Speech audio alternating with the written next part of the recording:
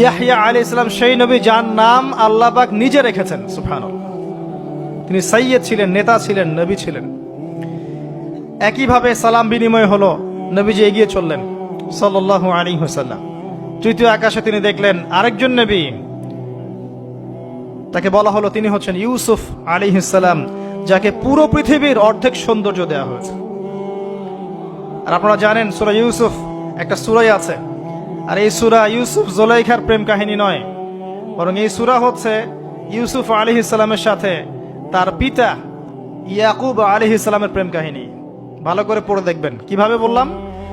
ছেলের শোকে কাতর হয়ে বাবা কাঁদতে কাঁদতে অন্ধ হয়ে গেছেন। আপনার গার্লফ্রেন্ড কি আপনার জন্য অন্ধ হয়েছে? যখন ইউসুফ আলাইহিস সালাম একটা রুমাল পাঠালেন, মনে আছে, তার বাবার চোখে দেওয়ার জন্য, দূর থেকে যোজন যোজন দূর থেকে তার পিতা বলছেন আমি ইউসুফের গন্ধ পাচ্ছি। বাবার ছেলের এমন প্রেম কাহিনী আপনি কোথাও পাবেন না। এটা সূরা ইউসুফ, পড়ে দেখেন।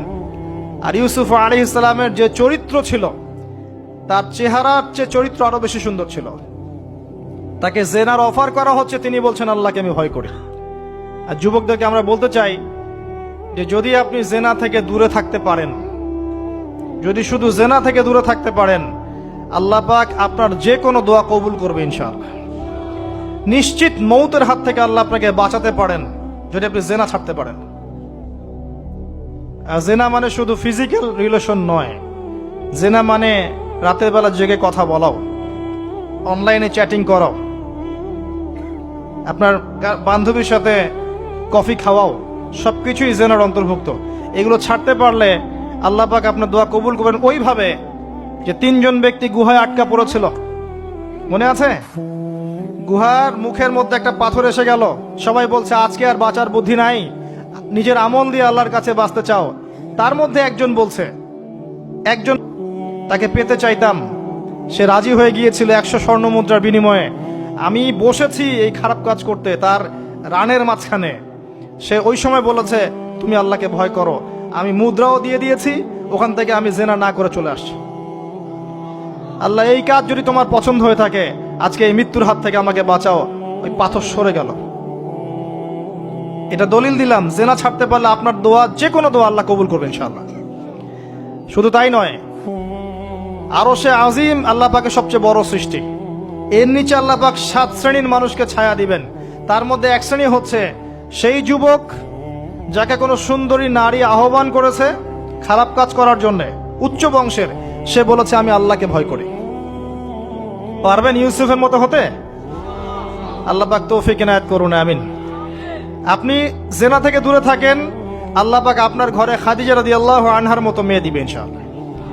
আপনি 10টা ঘাটের পানি খেয়ে আসবেন, দেখবেন এমন বউ আল্লাহ কপালে জুটাইছে, সে মাশাআল্লাহ 20 ঘাটের পানি খাওয়া। হ্যাঁ, কিফাউন কিরাম, আল্লাহ পাক একদম দুনিয়াতে ইকুয়ালি ডিল করেন, ইকুয়ালি ডিল করেন।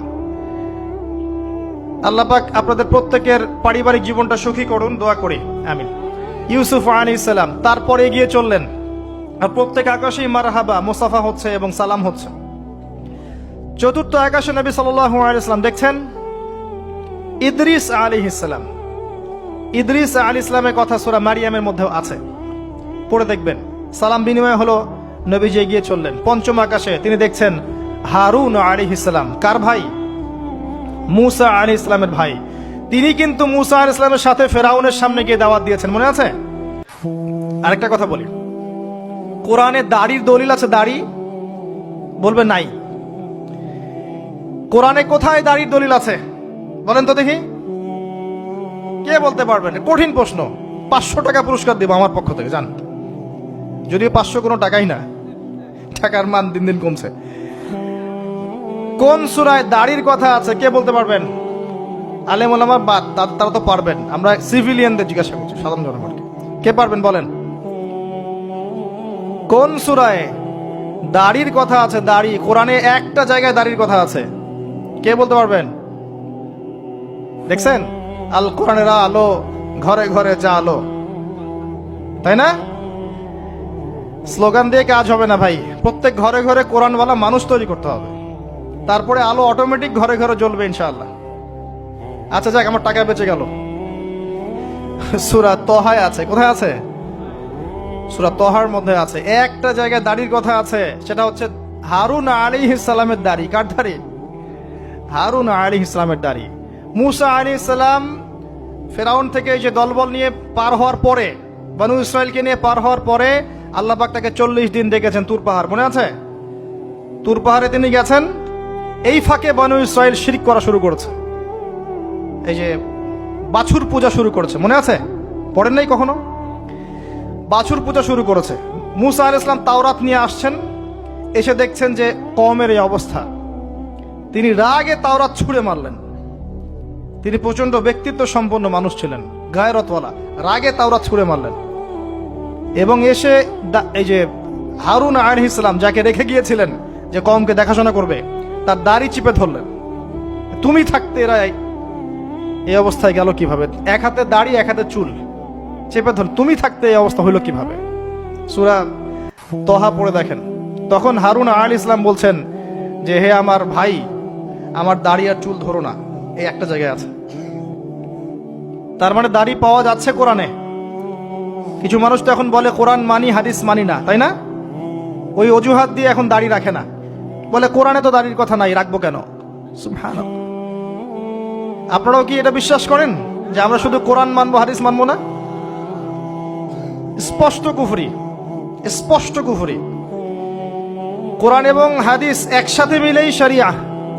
শুধু কোরআন মানি, হাদিস মানি না, এটা বলতে গিয়ে সে বোঝাচ্ছে সে আসলে কোরআনও মানে না।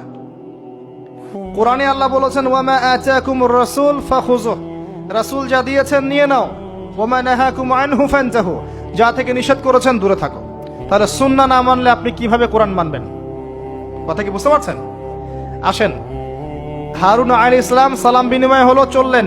তারপরে ষষ্ঠ আসমানে গিয়ে দেখলেন মুসা আলাইহিস সালাম, সেই যে ব্যক্তি। সালাম বিনিময় হলো, চলে যাচ্ছেন, আর মুসা আলাইহিস সালাম কাঁদছেন, কান্না করছেন। জিজ্ঞাসা করা হলো কেন কান্না করছেন?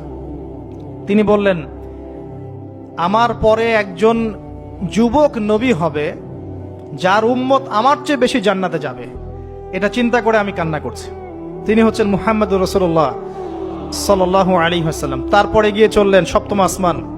সেখানে সপ্তম আসমান মানে 7 নম্বর মহাবিশ্ব। সেখানে গিয়ে দেখলেন যে বাইতুল মামুর নামে একটা জায়গা আছে, ঠিক কাবা ঘরের একদম এক্স্যাক্টলি উপরে, একদম সোজা উপরে বাইতুল মামুর নামে একটা জায়গা আছে। এটা হচ্ছে ফেরেশতাদের ইবাদতের জায়গা, তারা সেখানে তাওয়াফ করেন। প্রতিদিন 70,000 ফেরেশতা, প্রতি মুহূর্তে 70,000 ফেরেশতা এখানে তাওয়াফ করে। এবং যার একবার তাওয়াফের সুযোগ হয়েছে সে আর কখনো সুযোগ পাবে না, শেষ। আল্লাহ পাকের ফেরেশতাদের সংখ্যা চিন্তা করেন তাহলে। এবার সেখানকার দেয়ালে হেলান দিয়ে আছেন ইব্রাহিম আলাইহিস সালাম, তার চেহারা একদম মুহাম্মদ সাল্লাল্লাহু আলাইহি সাল্লামের মতো। এবং অনেক ছোট ছোট বাচ্চা তার সামনে খেলা করছে। ওই যে বাচ্চা কোরবানির কথা মনে আছে? যেসব মুমিন মুসলিমদের ছোট ছোট বাচ্চা কাচ্চারা নাবালক অবস্থায় মারা যায় না, তাদের আত্মাগুলো সেখানে চলে যায়, তারা সেখানে খেলা করতে থাকে। যারা পিতা পায়নি, যখন পিতার কথা মনে হয় খেলতে খেলতে, তখন তারা ইব্রাহিম আলাইহিস সালামের কাছে দৌড় দেয়। মায়ের কথা মনে হলে তার স্ত্রীর কাছে দৌড় দেয়। আমাদের যাদের সন্তান 2-1 মারা গেছে, এটা আমাদের পরকালে অ্যাসেট, পরকালের সম্পত্তি। কিয়ামতের মাঠে ওই ছেলে ওই মেয়ে আপনার হাত ধরবে, আঙ্গুল ধরে ফেলে বলবে আল্লাহ আমার বাবাকে মাফ করে দাও, না হলে আমি জান্নাতে যাব না। তাই বেশি বেশি বাচ্চা কাচ্চা নিতে হয় সামর্থ্য অনুযায়ী, আর সামর্থ্য আল্লাহ দিবেন। যখন আপনি 4-5টা এরকম করে বাচ্চা কাচ্চা নিবেন, 2-1টা বাচ্চা মারা যেতে পারে, এগুলো আপনার পরকালের সম্পত্তি। এখন তো আমাদের জেনারেশনকে রেস্ট্রিক্টেড করার জন্য 2টো সন্তানের বেশি নয়, 1টি হলে ভালো হয়। সুবহানাল্লাহ। মুসলিমদেরকে চতুর্দিক থেকে চাপে ফেলা, চতুর্দিক থেকে গলা চিপে ধরা আর কি। জনশক্তিতে রূপান্তরিত হলে কোনো সমস্যা আছে? চাইনিজদের জনসংখ্যা কত? চায়নার জনসংখ্যা কত? ম্যাক্সিমাম জনগণকে তারা জনশক্তিতে রূপান্তরিত করেছে। এই আপনার পশ্চিমারায় ন্যাটো ম্যাটো যত কিছু আছে, চায়নার এগেনস্টে কথা বলুক দেখি কত বড় সাহস। সারা বিশ্বকে নিয়ন্ত্রণ করে ফেলছে ওরা এখন। কই তারা তো আর তারা যখন দেখেছে যে আমাদের আর প্রয়োজন নাই, তখন তারা একটা লস দিয়েছে ওদের কান্ট্রিতে। এটা মুসলিমদের জন্য প্রযোজ্য নয়। যাই হোক, সন্তান সন্ততি ওখানে গিয়ে মারা গেলে আপনার অ্যাসেট। এরপরে আসেন যারা ইচ্ছা করে সন্তান হত্যা করছে, গর্ভের সন্তান যখন জানছে যে এটা মেয়ে তখন তাকে ফেলে দিচ্ছে। আবার অবৈধ সন্তান যারা অ্যাবর্শন করে নষ্ট করছে, এই যে হত্যাগুলো, এই প্রাণগুলোকে আল্লাহ পাক কিয়ামতের মাঠে জীবন্ত করবেন এবং তাদেরকে দেখিয়ে ওই ব্যক্তিদেরকে চার্জ করা হবে যে কি অপরাধে তাকে হত্যা করা হয়েছে। সতর্ক হয়ে যান। আল্লাহ পাক এটাও বলেছেন, দারিদ্র্যের ভয়ে সন্তানকে হত্যা করো না, রিজিক আল্লাহ দিবেন ইনশাআল্লাহ। এই সমুদ্রের কোটি কোটি মাছকে আল্লাহ পাক খাওয়াতে পারলে আপনাকে আমাকেও খাওয়াতে পারবে ইনশাআল্লাহ, যদি না আমরা আমাদের রিজিকটা সংকুচিত করে ফেলি। মানুষের রিজিক কেড়ে খাচ্ছে সুদের মধ্য দিয়ে। মানুষের রিজিক কেড়ে খাচ্ছে সুদের মধ্য দিয়ে, অন্য কোনো বিষয় নাই, সুদ, রিবা। আসেন, সপ্তম আসমানে এই অবস্থা। এরপরে নবী সাল্লাল্লাহু আলাইহি ওয়াসাল্লামকে আরো সামনে নিয়ে যাওয়া হলো। এই জায়গার নাম সিদরাতুল মুনতাহা। কি নাম?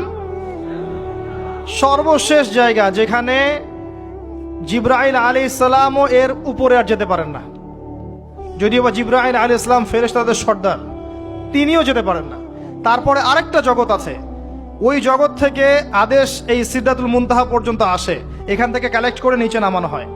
আবার এখান থেকে কোনো আদেশ বা কোনো আদেশ না, এখান থেকে কোনো ফলাফল মুনতাহা পর্যন্ত নিয়ে যাওয়া হয়, সেখান থেকে উপরে তুলে নেওয়া হয়। ওটা একটা বর্ডার, কথা বুঝতে পারছেন?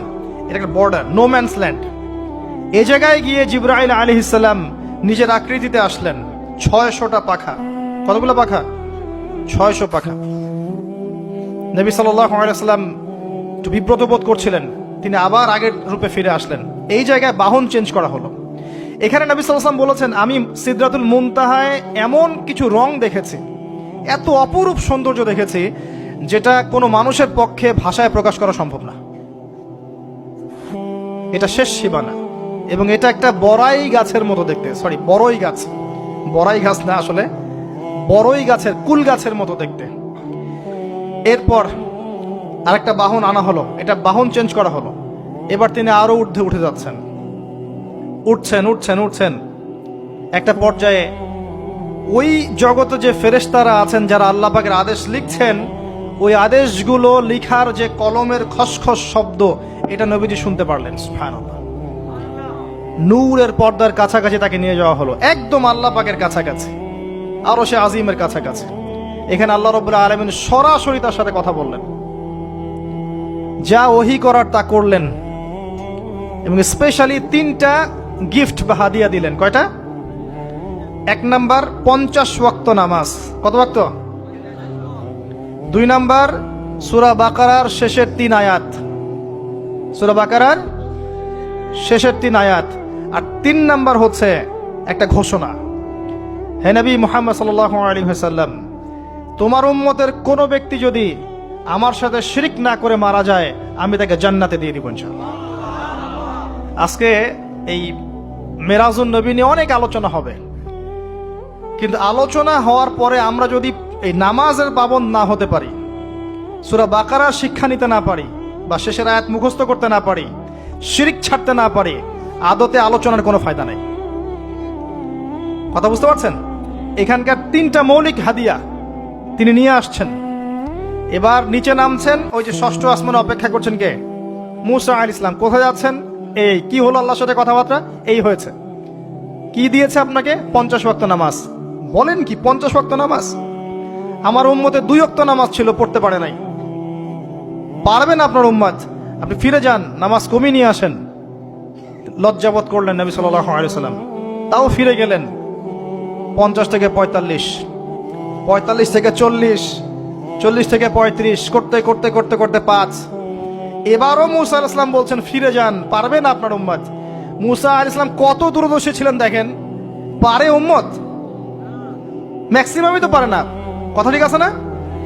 ম্যাক্সিমাম উম্মতি কিন্তু পারছে না 5 ওয়াক্ত নামাজ পড়তে। তো মুসা আলাইহিস সালামের দূরদর্শিতা ঠিকই ছিল, পারবেন আপনার উম্মত। তিনি লজ্জাবোধ করলেন। আল্লাহ পাক বললেন, তোমার উম্মতের জন্য 5 ওয়াক্তই ফিক্স করলাম, কিন্তু যদি 5 ওয়াক্ত তারা ঠিকঠাক মতো আদায় করে 50-এর নেকি দিয়ে দিব ইনশাআল্লাহ। এবং আরেকটা ঘোষণা দিলেন, সেটা হচ্ছে যে তোমার উম্মতের যে কোনো ভালো কাজকে 10 দিয়ে গুণ করে দেয়া হবে। একটা নেকির কাজ করবেন 10 গুণ বৃদ্ধি করা হবে, কিন্তু একটা গুনাহ করলে 10 দিয়ে গুণ করা হবে না, একই থেকে যাবে। এবং আপনার উম্মতের কোনো ব্যক্তি যদি কবিরা গুনাহ ছেড়ে দেয়, কবিরা গুনাহ তো বোঝেন, বড় বড় গুনাহ ছেড়ে দেয়, তার সমস্ত সগীরা গুনাহ মাফ করে দেওয়া হবে। আর কি চাই? এবার নবী সাল্লাল্লাহু আলাইহি ওয়াসাল্লাম ফিরে আসছেন। এবার শোনেন আমাদের শিক্ষা। ফিরে আসছেন, আসার আগে তাকে জান্নাত জাহান্নাম দেখানো হয়েছে। নবী সাল্লাল্লাহু আলাইহি ওয়াসাল্লাম যে বিষয়গুলো দেখেছেন, এর মধ্যে যেগুলো হাদিসে এসেছে আমি খুব সংক্ষিপ্ত আকারে বলছি, এবং এখান থেকে আমাদের শিক্ষা নেবেন। মনে রাখবেন, এখন যেগুলো বলছে এগুলো এই উম্মতের জন্য খাস, আমাদের উম্মতে মুহাম্মাদের জন্য খাস। তিনি আসছেন, বারজাখের জগতি হোক আর জাহান্নামের শাস্তি হোক। একজন ফেরেশতাকে দেখলেন, তার মুখে হাসি নাই। কি নাই? জিবরাইল আলাইহিস সালামের সাথে কথোপকথন হচ্ছে, তিনি নবীজিকে সালাম দিলেন, সালামের উত্তর দেওয়া হলো, কিন্তু মুখে হাসি নাই। বাকি সবাই তার সাথে হাসি মুখে সাক্ষাৎ করেছেন, এই ফেরেশতা বাদ দিয়ে। তিনি জিজ্ঞাসা করছেন, জিবরিল আলাইহিস সালাম, তার মুখে হাসি নাই কেন? তাকে বলা হলো, এই ফেরেশতার নাম হচ্ছে মালিক। কি নাম? সূরা যুখরুফের মধ্যে আছে, তার নাম হচ্ছে মালিক। আল্লাহ পাক তাকে জাহান্নামের প্রহরী বানিয়েছেন, জাহান্নামের চিফ অফ কমান্ড মালিক। যখন থেকে আল্লাহ পাক তাকে এই দায়িত্ব দিয়েছেন, তার মুখের হাসি উঠে গেছে। আল্লাহর কাছে পারমিশন চাওয়া হচ্ছে, জাহান্নাম দেখতে চাই। আল্লাহ পাক দেখার পারমিশন দিলেন। নবী সাল্লাল্লাহু আলাইহি ওয়াসাল্লাম দেখে বললেন, সেখানকার বেশিরভাগ অধিবাসী হচ্ছে নারী জাতি, এবং তিনি বললেন জাহান্নামে যাবে উদ্ধত এবং অহংকারীরা। জান্নাত দেখতে চাই, দেখানো হলো। জান্নাতের ডিটেইলস বর্ণনা নবীজি দিলেন ফিরে এসে। এমনকি উমর রাদিয়াল্লাহু আনহুর একটা রুম, একটা কক্ষ, একটা গোরফাও দেখে এসেছেন। ঢুকতে চেয়েছেন, ঢোকেন নাই। পরে বলেছেন, ওমর, আমি তোমার ব্যক্তিত্বের কথা চিন্তা করে সেখানে ঢুকিনি, দেখেছি জান্নাতে তোমার ঘর আছে। একটা আওয়াজ শুনেছেন, মিষ্টি কণ্ঠস্বর। কিসের কণ্ঠস্বর? মিষ্টি কণ্ঠস্বর। তাকে বলা হচ্ছে, এই কণ্ঠস্বর হচ্ছে বেলাল রাদিয়াল্লাহু আনহুর আযানের কণ্ঠস্বর। খরম, খরম জুতা আছে না, খরম, এর খটখট আওয়াজ শুনেছেন। নবীজি জিজ্ঞাসা করছেন, কার? বলা হচ্ছে এটা বেলাল রাদিয়াল্লাহু আনহুর। বেলাল রাদিয়াল্লাহু আনহুকে বলা হলো, আপনি কি এমন আমল করেন? হে বেলাল, তুমি কি এমন আমল করো যার কারণে এই মর্তবা হচ্ছে? যখনই জান্নাতে যাই আমাকে দেখানো হয়, দেখি তুমি, তোমার পায়ের পদধ্বনি সামনে সামনে আছে। তখন বললেন, ইয়া রাসূলুল্লাহ, আমি তো আসলে এক্সট্রাঅর্ডিনারি কোনো আমল করি না, কিন্তু আপনারা যা করেন তাই করি। কিন্তু যখনই আমি ওযু করি, আমার ওযু ছুটে গেলে আমি ওযু করি, আর ওযু করেই আমি 2 রাকাত নফল সালাত পড়ি, তাহিয়াতুল ওযু, এতটুকু কাজ করি। নবীজি বলেন, এটাই সেই কাজ যার কারণে তোমাকে জান্নাতের এই মর্তবা দেয়া হয়েছে। নবীজি আসছেন, দেখানো হচ্ছে। এবার শোনেন, দেখানো হচ্ছে একদল মানুষ যাদের আঙ্গুলগুলো লম্বা লম্বা, তামার তামার লম্বা নখর। নখর বোঝেন? নখর। গাল এভাবে হ্যাঁচড়াচ্ছে, গাল, নিজের গাল নিজে হাসড়াচ্ছে, এবং নিজের দেহ থেকে গোশত তুলে ফেলছে, ভক্ষণ করছে। নবীজি জিজ্ঞাসা করলেন সাল্লাল্লাহু আলাইহি সাল্লাম, এরা কারা? কি কারণে এদের শাস্তি হচ্ছে? তাকে বলা হলো, এরা আপনার উম্মতের সেই সব ব্যক্তি যারা সবসময় গীবত আর সমালোচনায় ব্যস্ত থাকত। শিক্ষা নিয়ে নেন, আমার মনে হয় না আমার কিছু বলার প্রয়োজন আছে। এরা আপনার উম্মতের সেই সব ব্যক্তি যারা আপোষে গীবত, অপবাদ এবং সমালোচনায় ব্যস্ত থাকতো। তার মানে এই উম্মতের একটা বড় সমস্যা হবে গীবত। এটা কিন্তু দেখে এসেছেন নবীজি, ফিউচার, তাই না? এটা বারজাখের শাস্তি চলছে, এটা অন্য একটা জগৎ যেটাকে আপনি এখানকার সময় স্থানকাল দিয়ে ব্যাখ্যা করতে পারবেন না। এটা টাইম ট্রাভেলিং এর মতো। নবীজি আসছেন সাল্লাল্লাহু আলাইহি ওয়াসাল্লাম, দেখছেন listen to me very carefully. এবার নবীজি দেখছেন এক শ্রেণীর মানুষ, পেট এইরকম ফোলা, অট্টালিকার মতো পেট ফোলা, আর ভিতরে সাপ কিলবিল করছে, এবং এদেরকে রক্তের নদীতে ফেলে মাথাটা ফাটিয়ে দেওয়া হচ্ছে। নবী জিজ্ঞাসা করলেন সাল্লাল্লাহু আলাইহি ওয়াসাল্লাম, এরা কারা? মর্মান্তিক শাস্তি দেওয়া হচ্ছে, এরা কারা? এরকম শাস্তি দেয়া হচ্ছে, আপনি দেখলে আপনার কেমন লাগবে? নবীজিকে বলা হচ্ছে সাল্লাল্লাহু আলাইহি ওয়াসাল্লাম, এরা আপনার উম্মতের এই সব ব্যক্তি যারা ছিল সুদখোর, রিবাখোর। মানে এই উম্মতের অন্যতম বড় সমস্যা হবে রিবা, যেটা আমি বলেছি, প্রতিটা সেক্টরে রিবা। সবচেয়ে নিম্ন পাপ নিজের মায়ের সাথে জেনা করা, সবচেয়ে উচ্চ পাপ আল্লাহ এবং তার রাসূলের সাথে যুদ্ধ করা, এটা হলো সুদ। এবং এর বাস্তবতা হচ্ছে এই, ধনী দিন দিন ধনী হবে, গরিব দিন দিন গরিব হবে, এটা বাস্তবতা। রক্ত চুষে খাওয়া হয়, এই কারণে রক্তের নদীতে ফেলা হয়েছে। এবং সাপ খেয়েছে তারা, সাপ খেয়ে পেট ফুলিয়ে ফেলেছে। আমার মনে হয় না ব্যাখ্যা করার প্রয়োজন আছে। আর একটা হাদিস আগেই বলেছি, যে দেয়, যে নেয়, যে সাক্ষী থাকে, যে লিখে রাখে, সবাইকে সমানভাবে লানত করেছেন নবী সাল্লাল্লাহু আলাইহি ওয়াসাল্লাম। নবীর লানত নিয়ে হাউজে কাউসারের পানি কোশ্চিন কালো পাবেন না, কবরের উত্তর দিতে পারবেন না। এমনকি নবী সাল্লাল্লাহু আলাইহি ওয়াসাল্লামের সুপারিশ আপনার কপালে নাও জুটতে পারে, সতর্ক হয়ে যান। না খেয়ে থাকেন, সুদ খায়েন না। না খেতে খেতে, না খেয়ে মারা যান, তাও সুদ খায়েন না। আর যদি আপনি আল্লাহর জন্য ছাড়তে পারেন, আল্লাহর জন্য ছেড়ে দেন, আল্লাহ পাক আপনাকে বেহিসাব রিজিক দেবে ইনশাআল্লাহ। যাররা পরিমাণ সন্দেহ করবেন না যে আল্লাহ কি দিবেন না দিবেন না, আল্লাহ পাক অবশ্যই দিবেন ইনশাআল্লাহ। ওয়া মান ইয়াতাওয়াক্কাল আলাল্লাহ ফাহুয়া হাসবুহ, যে আল্লাহর উপর তাওয়াক্কুল করে আল্লাহ পাক একাই তার জন্য যথেষ্ট। আল্লাহ পাক যথেষ্ট।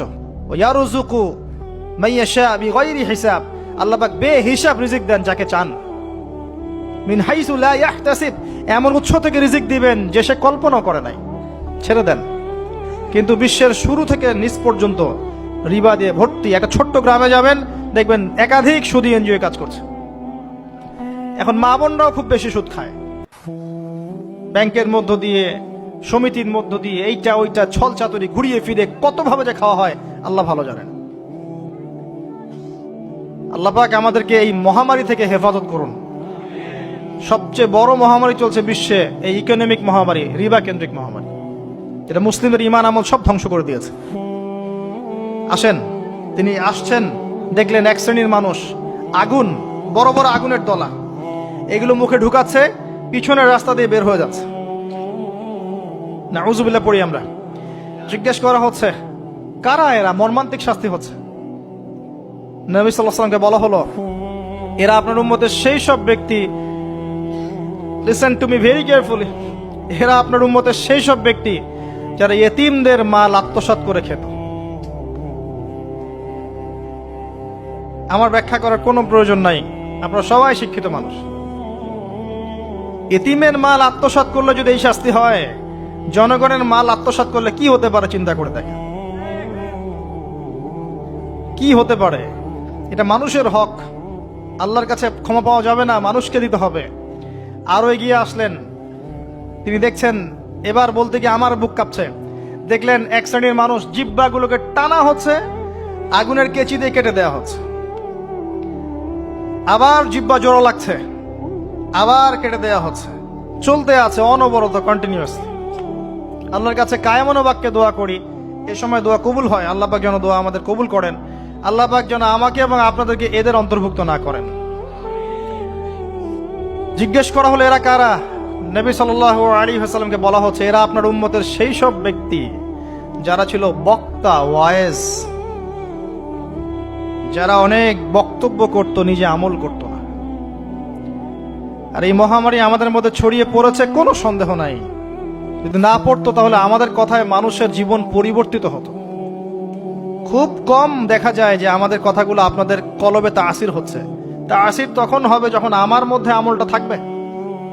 আর এখন তো আমরা ওয়াজ মাহফিলে প্যান্ডেলকে বানিয়েছি পলিটিক্যাল প্যান্ডেল, কোনো কোনো ক্ষেত্রে বানিয়েছি ভোট চাওয়ার প্যান্ডেল, কোনো ক্ষেত্রে বানিয়েছি যে জিকিরের নামে যাবতীয় বেদাতি কারবার হবে, গানের মতো ডিজে জিকির হয়, ডিজে জিকির। মানে কি যে হয়, যে আসবে তারও কত কাহিনী, আবার বিগ বিগ বাজেট, এসব না মিললে আবার বক্তব্য হবে না। তারপর দেখা যাবে 1 ঘন্টা কথার মধ্যে গাল গল্প কেচ্চা কাহিনী 50 মিনিট, আর বাকি 10 মিনিট একে অপরের সমালোচনা, কি শেষ, ওয়াজ মাহফিল মাশাআল্লাহ শেষ।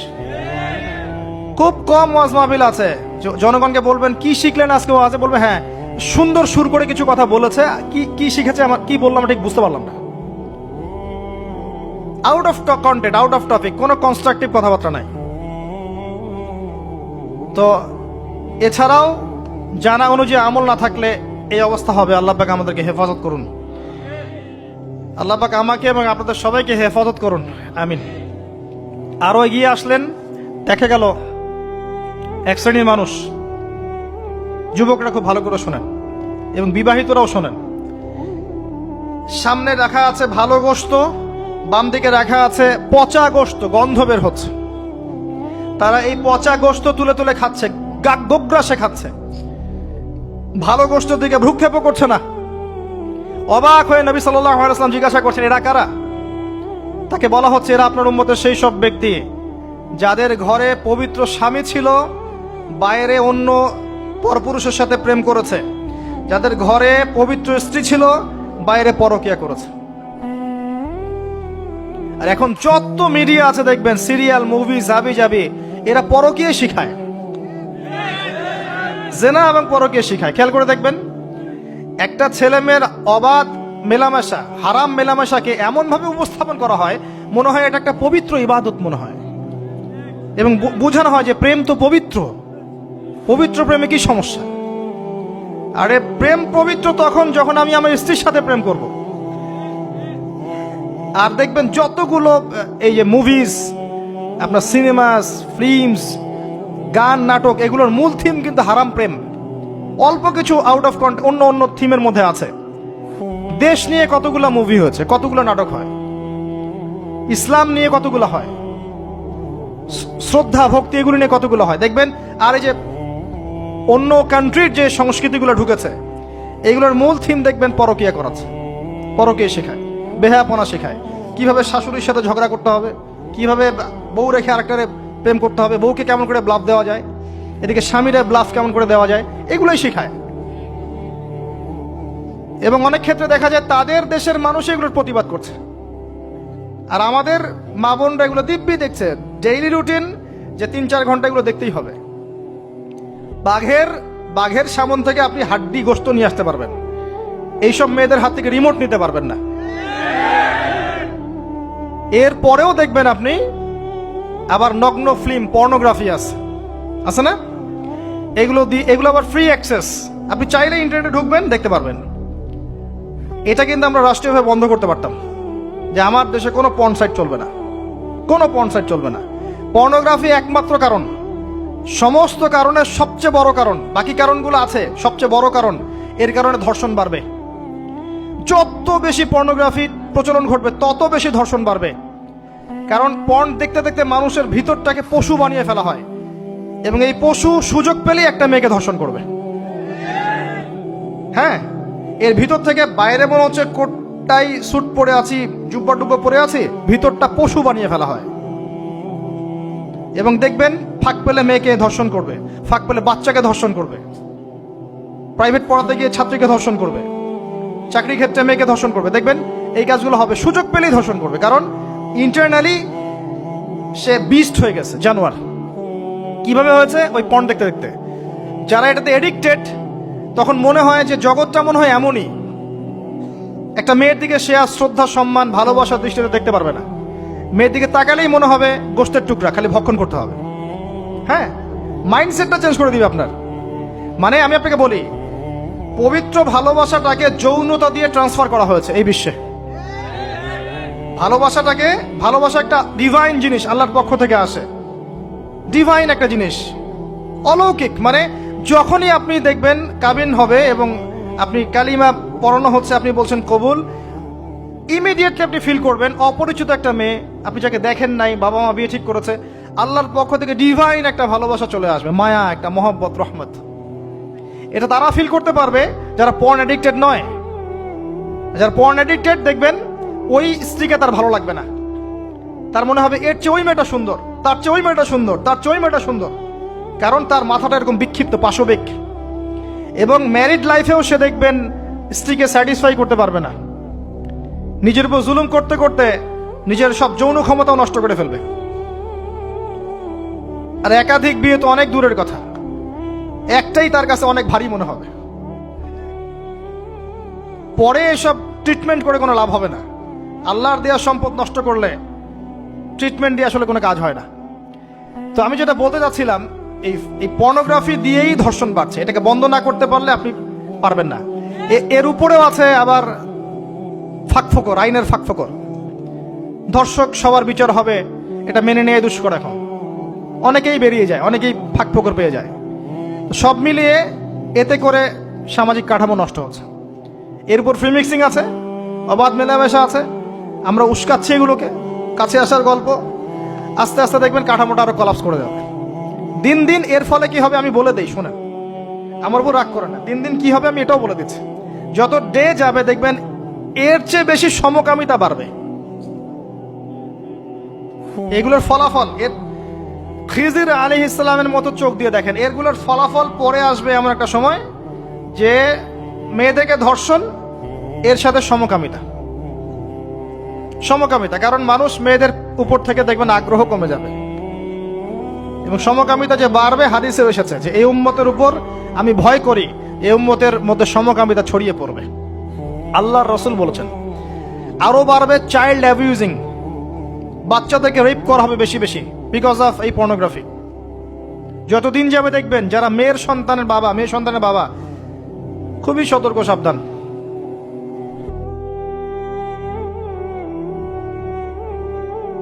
কার কোলে আপনি মেয়েকে তুলে দিচ্ছেন? 5 বছর, 4 বছর, 3 বছর এইসব মেয়েদেরকে ধর্ষণ করা হচ্ছে। সমাজটা কোন জায়গায় চলে গেছে চিন্তা করছেন? এগুলোর মূল কারণ, একদম গাছের উপরের কারণ হচ্ছে পর্নোগ্রাফি। এই মূল কারণ কিন্তু বেপরদামি নয়, আমি বুঝাতে পারছি না মনে হয়। এর মূল কারণ কিন্তু বেপরদামি নয়, পর্নোগ্রাফি। কারণ পর্নোগ্রাফি অ্যাক্সেসের কারণে মানুষের ভিতরটা পশু হয়ে গেছে। এই পশুত্ব মেটানোর জন্যে সে কোনো ওয়ে খুঁজে না পেলে তখন রেপ করবে, বাচ্চাকে পেলে বাচ্চাকে ধর্ষণ করবে, হামলে পড়বে মেয়েদের উপরে। ভিতর থেকে পশু বানিয়ে দেওয়া হয়েছে। এরপরেও আছে বিয়ের রাস্তা কঠিন করে ফেলা। বিয়ে তো করতে দিচ্ছেন না, কঠিন। বিয়ে করলে অনেক সমস্যা, জেনা করতে কোনো সমস্যা নাই। 1000 টাকা, 2000 টাকা, 5000 টাকা দিয়ে মানুষ জেনা করছে। এবং আপনাদের শহরের ব্যাপার আপনারাই ভালো জানেন, আমাকে বলার দরকার নাই।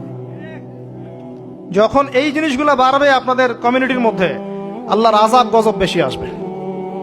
আল্লাহর আযাব গজব এমন ভাবে আসবে আপনি কল্পনা করতে পারবেন না। গোশত খাচ্ছে, পচা গোশত। আরেকটা বলি, ঠিক এরপরে নবী সাল্লাল্লাহু আলাইহি ওয়াসাল্লাম দেখলেন একটা চুলা দেখলেন। চুলার নিচের দিকটা হচ্ছে প্রশস্ত, মাথাটা সংকীর্ণ এরকম, মানে তন্দুর রুটি ভাজে দেখেছেন? রুটি যে ভিতরে দেয় একটা এরকম গোল চুলা থাকে, সামথিং লাইক দ্যাট। নিচে দাউ দাউ করে আগুন জ্বলছে, আর এখানে কিছু মানুষকে জ্বালানো হচ্ছে। যখন নিচ থেকে আগুন এরকম করে আসছে, তখন এরা আগুনের তাপে উতলে উঠছে। আগুন নিচে নেমে যাচ্ছে, এরা আবার আস্তে আস্তে নিচে নেমে যাচ্ছে। এভাবেই হাদিসে ব্যাখ্যা করা আছে।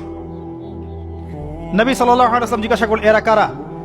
বলা হলো এরা আপনার উম্মতের সেই সব ব্যক্তি যারা জেনায় লিপ্ত ছিল। তিনি আরো এগিয়ে গেলেন, জিনা সম্পর্কে কয়েকটা হাদিস এসেছে। তিনি এগিয়ে গেলেন, দেখলেন একটা জায়গা যেখান থেকে দুর্গন্ধ বের হচ্ছে, পাবলিক টয়লেটের চেয়ে প্রকট দুর্গন্ধ, মনে হচ্ছে যে পাবলিক টয়লেট। নবী জিজ্ঞাসা করলেন সাল্লাল্লাহু আলাইহি ওয়াসাল্লাম কোন জায়গা থেকে এরকম দুর্গন্ধ আসছে? তিনি বলেন এটা হচ্ছে জেনাকার, এবং জেনাকারীদেরকে আযাব দেওয়া হচ্ছে, ওদের রক্ত মাংসের পুজের গন্ধ এগুলা। দেখলেন এক শ্রেণীর মানুষকে একটা শরবত খাওয়ানো হচ্ছে। শরবত জাহান্নামীদের রক্ত মাংস পুজের নির্মিত। তার নাম হচ্ছে তিনাতে খাবাল। কি নাম? তিনাতে খাবাল। কাদেরকে খাওয়ানো হচ্ছে? যারা এই উম্মতের মাদক সেবন করতে, এদেরকে খাওয়ানো হচ্ছে। আমি আপনাকে একটু পিছনে নিয়ে যাই। আলোচনা শুরু করেছিলাম যেখান থেকে, ওই যে মৌলিক সমস্যাগুলো যেটা বলেছিলাম এই উম্মতের মধ্যে এখনো আছে, এটাই সেই পাপগুলোর শাস্তি যেটা কিয়ামত পর্যন্ত উম্মতের মধ্যে থাকবে। মাদক, পর্নোগ্রাফি, এই যে আপনার বিহায়াপনা, জেনা, সুদ, এগুলো এখনকার মৌলিক সমস্যা। এগুলোই হবে এই উম্মার বড় বড় সমস্যা, যার কারণে উম্মতের বেশিরভাগ মানুষকে ওখানে আযাব দেওয়া হচ্ছে। আল্লাহ পাক আমাদেরকে হেফাজত করুন। এরপর এভাবে তিনি আরো কিছু শাস্তি দেখেছেন, দেখে আসার পথে জাহান্নামের যে বর্ণনা দিয়েছেন, যে বেশিরভাগ মানুষ সেখানে হচ্ছে জাহান্নামে নারী জাতি। কি কারণে তারা বেশিরভাগ জাহান্নামে যাবে? লানত করার কারণে, অভিশাপ দেওয়ার কারণে, স্বামীর অকৃতজ্ঞ হওয়ার কারণে। সারা জীবন স্বামী করে যাবে, একদিন ঝগড়া লাগলে বলবে সারা জীবন তোমার কাছে কোনো ভালো ব্যবহার পেলাম না। আরেকটা হচ্ছে এমন কিছু তাদের সাথে হবে, লিসেন টু মি, এমন কিছু তাদের সাথে হবে এই উম্মতের ক্ষেত্রে, যার কারণে মেয়েরা ওদের সতীত্ব, তাদের পর্দা, ঈমান, আমল ধরে রাখতে পারবে না। আপনাকে এখন খুঁজতে হবে সেটা কি, যে এই উম্মতের মেয়েদের ক্ষেত্রে স্পেশালি হয়েছে, যার ফলে মেয়েরা আর ঘরে থাকতে পারে নাই, পর্দায় থাকতে পারে নাই, সতীত্ব রক্ষা করতে পারে নাই, নামাজ কালাম ঈমান আকীদার আর ঠিক ঠিকানা নাই। কি সেটা, যেটা আজকে থেকে 100, 200, 500 বছর আগে হয়তো বা ছিল না? সেটার নাম হচ্ছে ফেমিনিস্ট রেভলিউশন। এই সম্পর্কে পড়েন ভালো করে। এই কারণেই মেয়েদেরকে আপনি ঘরে রাখতে পারবেন না। আপনাকে বলে রাখি, দাজ্জালের শেষ ফলোয়ার, দাজ্জালের লাস্ট ফলোয়ার হবে এক শ্রেণীর নারী, যাদেরকে আপনি ঘরে রাখতে পারবেন না। নবী যেটাও বলেছেন, এই উম্মতের বহু নারী জাহান্নামের ঘ্রাণও পাবেন, জান্নাতের ঘ্রাণও পাবে না। যদিও জান্নাতের ঘ্রাণ বহু দূর থেকে পাওয়া যায়। যারা এই উম্মতের মেয়েদের মধ্যে এমন কাপড় পরবে যেই কাপড় পরেও তারা নগ্ন থাকে, ব্যাখ্যা কোনো প্রয়োজন নাই, যারা পুরুষের পোশাক পরবে। এবং আসার পথে তিনি একটা সুঘ্রাণ পেলেন, অত্যন্ত সুন্দর ঘ্রাণ। তিনি জিজ্ঞাসা করলেন এই ঘ্রাণ কোথা থেকে আসছে? নবী সাল্লাল্লাহু আলাইহি ওয়াসাল্লামকে বলা হলো, এটা হচ্ছে সেই ঘ্রাণ ফেরাউনের মেয়ের চুল আঁচড়ে দিত একজন দাসী, যাকে আপনারা অনেকে আসিয়া বলে থাকে। সেই দাসীর হাত থেকে একদিন চিরুনিটা পড়ে যায়, সে চিরুনিটা বিসমিল্লাহ বলে ওঠায়। ফেরাউনের মেয়ে শুনে ফেলে, বিসমিল্লাহ আবার কি? আমার বাবা ছাড়াও তোমার কোন ইলাহ আছে? সে বলে, হ্যাঁ, আমার আল্লাহ একজন ইলাহ আছে, সে আমার ইলাহ, তোমার বাবারও ইলাহ। ফেরাউন এটা শুনে ফেলে। কড়াই গরম করে তেল সেখানে ফুটানো হয়, এখানে তাকে নিক্ষেপ করে হত্যা করা হয়। আসিয়া মৃত্যুর আগে সে আল্লাহর কাছে দোয়া করেছিল, আল্লাহ আমার জন্য তোমার জান্নাত, তোমার পাশে একটা জান্নাত, একটা ঘর নির্মাণ করো, আর ফেরাউনের এই আযাব থেকে আমাকে হেফাজত করো, বাঁচাও। আল্লাহ পাক ফেরাউনের দাসী আসিয়ার জন্য জান্নাতে ঘর নির্মাণ করেছেন। সেই ঘর থেকে ঘ্রাণ আসছে। নবী সাল্লাল্লাহু আলাইহি ওয়াসাল্লাম ফিরে আসলেন, এসে এই পুরো ঘটনা ব্যাখ্যা করলেন। কাফেররা কথা বিশ্বাস করলো না। এমনকি অনেকে তখন যারা বিশ্বাস করেছিল তারাও বলতে লাগলো, যেটা আবার কি ধরনের কথা, এক রাতের মধ্যে এগুলো হতে পারে? অনেকে ঈমান হারাও হয়ে গেল। আবু বকর সিদ্দিক রাদিয়াল্লাহু আনহু এই সময় সিদ্দিক উপাধি পেয়েছেন। এছাড়া মেরাজের রাতে আরো অনেক ঘটনা ঘটেছে, যেগুলো টাইম টু টাইম নবী সাল্লাল্লাহু আলাইহি ওয়াসাল্লাম বর্ণনা করেছেন, ব্যাখ্যা করেছেন পরবর্তীতে গিয়ে। এখানে আমাদের কিছু শিক্ষা আছে। আমরা শেষ করার আগে শিক্ষাগুলো নিয়ে কথা বলছি। 1 নাম্বার, আল্লাহ পাক 3টা হাদিয়া দিয়েছেন। প্রথম হাদিয়া সালাত সংক্রান্ত। আমরা আজকে এই মেরাজুন নবীর আলোচনায় সবাই পাক্কা নিয়াত করি, 5 ওয়াক্ত নামাজ জীবনে বাদ দিব না ইনশাআল্লাহ। মেরাজুন নবীর আলোচনা সার্থক হবে যদি আমরা এর শিক্ষাগুলোকে বাস্তবায়ন করতে পারি। 1 নাম্বারই সালাত। নবী সাল্লাল্লাহু আলাইহি ওয়াসাল্লাম ইন্তেকাল করার আগেই বলেছেন, আস-সালাত আস-সালাত ওয়া মা মালাকাত আইমানুকুম। 2 নাম্বার সূরা বাকারার শেষের আয়াত, রাতের বেলা যে ব্যক্তি পড়ে ঘুমাবে, লিল্লাহি মা ফিস সামাওয়াতি ওয়া মা ফিল আরদ, এখান থেকে ফানসুরনা আলাল কওমিল কাফিরিন পর্যন্ত সারা রাত ইবাদতের নেকি পাবে ইনশাআল্লাহ। এর মধ্য দিয়ে একটা বিষয় বোঝানো হয়েছে, সেটা হলো এই 3 আয়াত পড়তে গেলে তো আপনাকে কোরআন পড়া জানতে হবে নাকি? অতএব কোরআন পড়া শেখেন, নিয়মিত কোরআন তেলাওয়াত করেন, আল্লাহ পাক তৌফিক দান করুন। সালাত এবং কোরআন। 3 নাম্বার, শিরক মুক্ত আমল, শিরক মুক্ত তাওহীদ। এই উম্মতের যে ব্যক্তি শিরকে লিপ্ত হবে না, ইনশাআল্লাহ জান্নাতে যাবে। আপনি কিতাবুত তাওহীদ বইটা কিনেন, এখানে সমস্ত শিরকের লিস্ট দেয়া আছে, কোন কোন কাজ শিরক। আমরা মুসলিমরা আল্লাহ ছাড়া অন্যকে সেজদা করি। এখন আমরা মুসলিমরা আল্লাহ ছাড়া অন্য কারো নামে নজর করি, অন্য কারো নামে মানত করি, অন্য কারো জন্য কুরবানি করছি। আমরা বিশ্বাস করি যে কবরে গেলে সন্তান পাওয়া যাবে। আমরা এখন অনেকে বিশ্বাস করি হাতের বালা আংটি আমার রোগ ভালো করবে। আমরা বিশ্বাস করি। আমরা অনেকেই আল্লাহর হালালকে হারাম করেছি, হারামকে হালাল করেছি। অনেকেই বলছে আল্লাহ বলতে কিছু নাই, সব বিগ ব্যাং থেকে সৃষ্টি হয়েছে। অনেকেই বলছে যে তাকদীর বলতে কিছু নাই, মানুষ যা করবে তাই। প্রচুর শিরকে আমরা লিপ্ত আছি।